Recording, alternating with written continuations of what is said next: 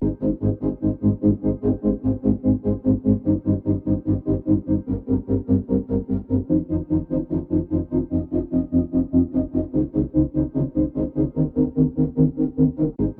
everyone, welcoming all of you to the Genius Professor. This is me, your Abhishek sir, your master teacher of chemistry. So आज हम लोग करने वाले हैं questions with answers. So this is a part 5 of this module. Make sure आपने इसका part 1, part 2 and part 3 और part 4 भी देख लिया है. Alright, अगर आपने नहीं देखा है तो इसका लिंक डिस्क्रिप्शन बॉक्स में दिया है, जरूर जाकर के देख लेना. So let us start. So the chapter name amines chapter number 13 है बच्चों. इसके सारे के सारे एमसीक्यूज करने वाले हम लोग क्वेश्चन बैंक के. So the first question is the following amine is the product of Gabriel phthalimide synthesis. Question को समझ के लो. वो बोल रहा है कि ये जो सिंथेसिस आप करते हो ना, पैथियोलामाइड सिंथेसिस, ठीक है, तो इसका प्रोडक्ट क्या बनता है? तो इसका प्रोडक्ट बनेगा प्राइमरी एलिफेटिक अमाइन. देखो ध्यान से, इसको मेन कॉन्सेप्ट में समझाता हूँ. इसका ये जो पैथियोलामाइड सिंथेसिस है ना, ये एरोमेटिक प्राइमरी अमाइंस में पॉसिबल नहीं है. ऑलराइट, क्योंकि इसमें एक्चुअली में न्यूक्लियोफिलिक सब्स्टिट्यूशन रिएक्शन होता है. कौन सा होता है बेटा, बोलो? Nucleophilic substitution reaction. तो nucleophilic substitution reaction aromatic primary amines में पॉसिबल नहीं है. किसमें पॉसिबल है? प्राइमरी में सबसे पहले होता है, उसके बाद सेकेंडरी में और टर्शियरी में. और आप जब इस पैथियोलामाइड सिंथेसिस को देखोगे तो इसका जो लास्ट में प्रोडक्ट आता है वो प्राइमरी एलिफेटिक अमाइन ही आता है. ऐसे करके देखो, R.NH2 ऐसे देखा रहेगा आपने नोटबुक में. तो ये इसका प्रोडक्ट है. So moving to the next question. The next question is Mendeleev's reaction is used to convert. ये पूछ रहा है कि सर ये जो रिएक्शन है ना, इसका हम लोग किस चीज में यूज करते हैं? ठीक है, तो इसका आंसर है अल्काइल साइनाइड टू अमाइन. कुछ इस तरीके से देखो ध्यान से, इसको समझ में आएगा. फिर यहां पर देखो अल्काइल साइनाइड, देखो कैसे पता चला. आर क्या है अपना? अल्काइल है, और ये C ट्रिपल बॉन्ड N ये हमारा साइनाइड है.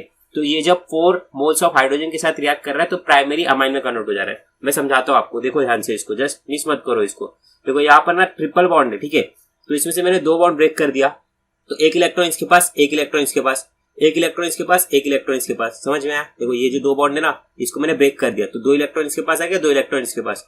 और ये 4 मोल्स ऑफ हाइड्रोजन है ना, तो मैंने इसको ऐसे लिखा, 2 moles of hydrogen and 2 moles of hydrogen. ठीक है, तो ये जो 2 मोल्स ऑफ हाइड्रोजन है ना, इसने इस कार्बन के साथ बॉन्डिंग कर लिया, तो क्या बना देगा? CH2. और ये जो 2 मोल्स ऑफ हाइड्रोजन है, इस नाइट्रोजन के साथ बॉन्डिंग बना करके बना देगा NH2. तो समझ में आया क्या बोला? देखो ध्यान से, उसने ऑप्शन में क्या दिया है पहले वो देख लो. यही दिया है कि sir alkyl cyanide into amine में. ठीक है, हम लोगों ने क्या किया, देखो अल्काइल साइनाइड था, उसी को किस में कन्वर्ट कर दिया? अमाइन में. So now moving to the next question. The next question is question number 3. The strongest base among the following. देखो आपको 4 बेसेस दिया है, इसमें से पूछा कि सबसे ज्यादा स्ट्रॉन्ग बेस कौन सा है. तो मैं आप लोगों को एक चीज बताता हूँ, सबसे कम जिसका पीकेबी वैल्यू होगा ना, सबसे कम पीकेबी वैल्यू, तो इसका मतलब वो स्ट्रॉन्गेस्ट बेस है. क्या समझा क्या? देखो जैसे कि N मिथाइल मीथेन अमाइन, अगर जब आप इसका पीकेबी वैल्यू चार्ट में देखोगे तो ये 3.27 है. ऑलराइट, इसका 3.28 है. देखो 27 और 28 कौन सा कम है? 27 ना, तो इसका ज्यादा हो गया. इसका 9 पॉइंट में समथिंग, इसका 8 पॉइंट में समथिंग. समझा? तो सबसे कम वैल्यू किसका है पीकेबी का? N methyl methane amine. तो फिर वो सबसे ज्यादा स्ट्रॉन्गेस्ट बेस हो जाएगा. इतना समझ में आ गया ना? चलो नेक्स्ट क्वेश्चन पे चलते. So the question number is 4. The reaction in which diazonium salt is use. पूछ रहा है कि ऐसा कौन सा रिएक्शन है जिसके अंदर सर आप डायजोनियम सॉल्ट का यूज करते हो. तो सैंडमर रिएक्शन. इसको कैसे याद करोगे? देखो सॉल्ट बोला ना, डायजोनियम, ये S और ये S, इसका ऑप्शन सैंडमर है. इतना समझा? Correct option. चलो नेक्स्ट क्वेश्चन पे चलते. The question number 5. The type of isopropyl amine is. ये पूछा है कि सर ये आइसोप्रोपाइल अमाइन ना कौन से टाइप का है? प्राइमरी का है, सेकेंडरी का है, टर्शियरी का है कि कोऑर्डिनरी का है? तो सबसे पहले आपको आइसोप्रोपाइल अमाइन का स्ट्रक्चर बना लेना चाहिए. देखो मैं सिखाता हूँ. प्रोपाइल बोला मतलब कितना कार्बन? 3. तो ऐसे बना दो, 1 2 3. तो इसके बाद क्या बोला? Iso amine. तो आइसो मतलब ये वाला पोजीशन रहता है. ठीक है, नीचे की तरफ जब हम लोग लगाते हैं तब उसको आइसो बोलते हैं. तो यहाँ पर हम लोग लगा देंगे NH2. अब हम लोग वैलेंसी सेटिस्फाई करते हैं. देखो यहाँ पर कार्बन ने 1 बॉन्ड बनाया, बचा कितना? 3 बॉन्ड और बना सकता है. तो यहाँ पर हम लोग क्या लगा देंगे? H3. यहाँ पर भी सेम क्या लगेगा? H3. यहाँ पे देखो इस कार्बन ने, सेंटर वाले कार्बन ने 1 बॉन्ड 2 बॉन्ड 3 बॉन्ड बना दिया, बचा क्या? 1 बॉन्ड. तो उसको लगा देंगे यहाँ पर H. तो ये कौन सा स्ट्रक्चर हो गया? आइसोप्रोपाइल अमाइन का ये स्ट्रक्चर हो गया. पर ये है क्या एक्चुअली में? देखो प्राइमरी अमाइन है. समझ में आया ना? प्राइमरी अमाइन है. कैसे? NH2 ग्रुप अटैच है ना यहाँ पे, तो ये क्या हो जाएगा? Primary amine. ठीक है, सिंपल था ये क्वेश्चन. चलो क्वेश्चन नंबर 6 पे चलते. Aniline on reaction with bromine water produces. पूछ रहा है कि सर एनिलीन को अगर आप ब्रोमीन वाटर के साथ रिएक्ट करोगे ना तो क्या मिलेगा? ये देखो हम लोगों ने जो बच्चे मेरी पहले वाली सीरीज देखे उनको समझ में आ रहेगा, ये पहले भी आया क्वेश्चन, ठीक है। तो इसको देखो कुछ इस तरीके से, सबसे पहले एनिलीन का स्ट्रक्चर बना दो। कैसे बनाओगे, बेंजीन रिंग, यहाँ पर NH2, ठीक है, और ब्रोमीन कितना लेना है, 3 2 6। तो उसमें से क्या करना है, इसको स्प्लिट कर देता हूं मैं 3Br और 3Br के अंदर।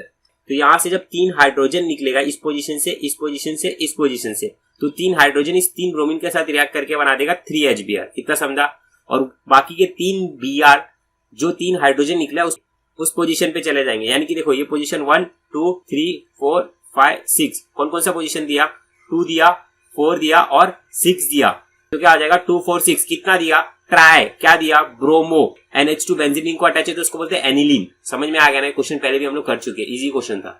तो now the question number 7, tertiary amines have lowest boiling point because, पूछ रहा है कि सर टर्शियरी अमाइन है ना, 3 डिग्री वाला जो अमाइन है ना आपका, बॉइलिंग पॉइंट सबसे कम है, ऐसा क्यों है, क्योंकि they possess intermolecular hydrogen bonding, उनके अंदर ही अंदर एक हाइड्रोजन बॉन्डिंग होती है, इसीलिए उनका जो बॉइलिंग पॉइंट है वो सबसे कम है। बच्चों आप लोगों को मैं एक ही चीज बताऊंगा, आप लोग ना न्यूज पे ज्यादा ध्यान मत दो, ठीक है, आप अपने स्टडीज पे फोकस करो कि सर यहाँ पे वो हो रहा है, वहां पे वो हो रहा है, एग्जाम कैंसिल होगा क्या, ऐसा होगा क्या, वैसा होगा। जब तक आपका प्रोफेसर कोई अपडेट नहीं देता है तब तक आप किसी भी न्यूज पे बिलीव मत करो, ऑलराइट। सिर्फ और सिर्फ अपने स्टडीज पे फोकस करो।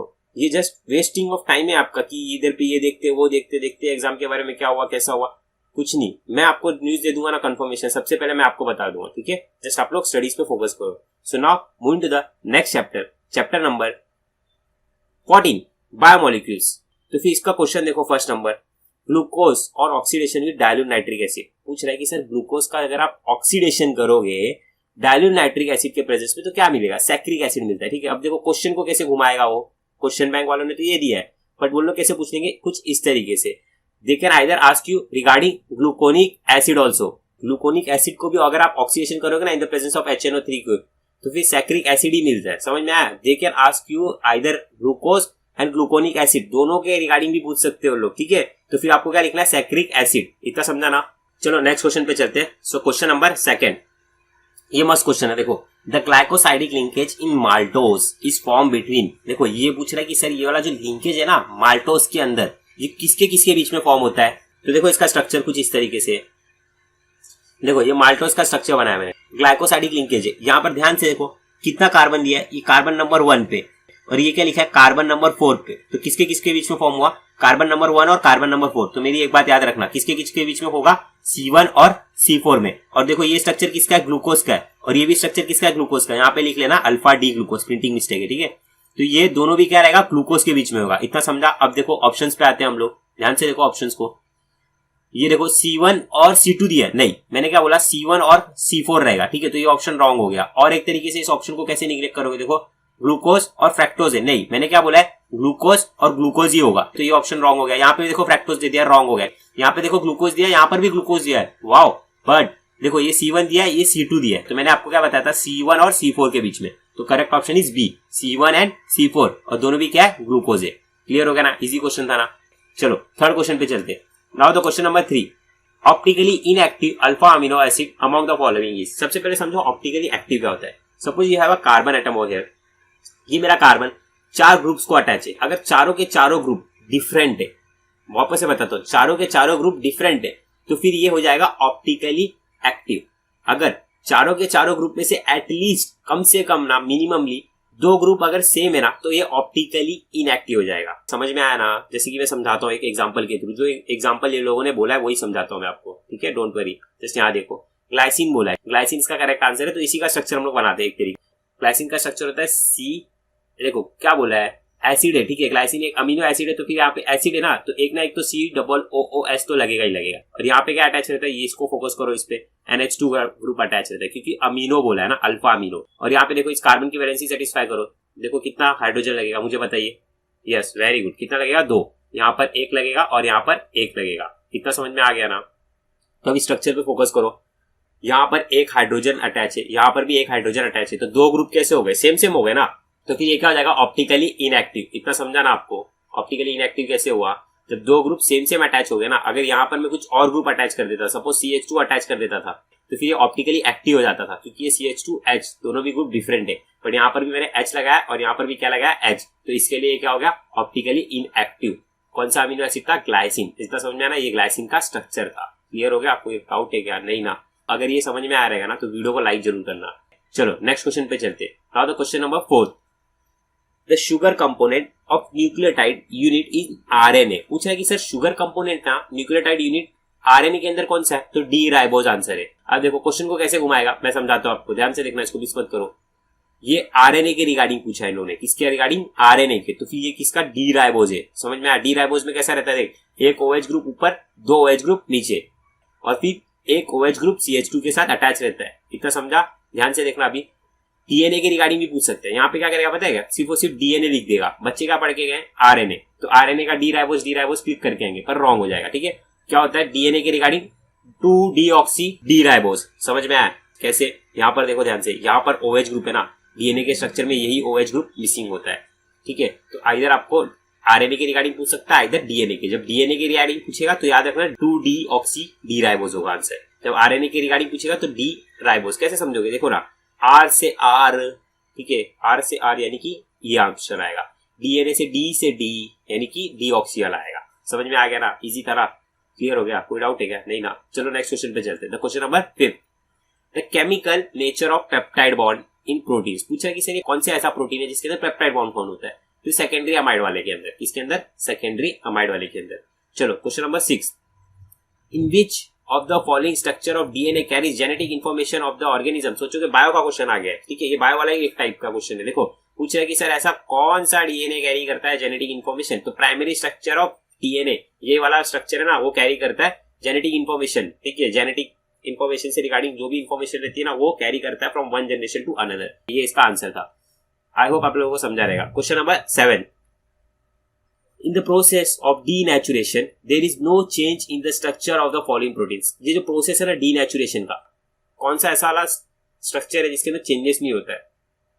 तो क्या होता है आंसर? ऑप्शन है इसका प्राइमरी। कैसे? कुछ इस तरीके से। देखो प्राइमरी वाला ना डीनेचुरेशन, ये एक ही पॉइंट दिया है इसका टेक्स्ट बुक में, तो ये पूछ सकता है। इसको इंपॉर्टेंट मार्क कर लेना। ठीक है, प्राइमरी वाले के अंदर चेंजेस नहीं होता है। यहाँ पे इन्होंने लिखा हुआ है peptide bond that are from the primary structure, ये सब लिखा हुआ है। इसको जस्ट एक बार रीड कर लो। So now moving to the next chapter. The next chapter is chapter number 15, introduction to polymer chemistry. ठीक है, ये थ्योरेटिकल चैप्टर है। इसमें आधे से आधी चीजें नहीं, जस्ट इसको पढ़ो और समझो, तभी आपको चैप्टर समझ में आ जाएगा।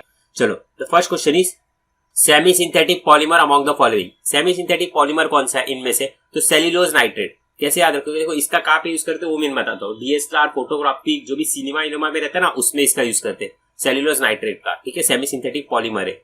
So now the second question is additional polymer among the following. Additional polymer क्या होता है पहले वो समझो। एडिशनल पॉलीमर मतलब जो मोनोमर्स को अगर आप ऐड करते जाओगे ना तो फिर उससे बन जाता है एडिशनल पॉलीमर। एग्जांपल है पॉलीथीन। देखो गवर्नमेंट ने बैन किया, यहाँ पे ई लगा लेना। ठीक है, पॉलीथीन इसका एग्जांपल है। चलो next question is question number 3।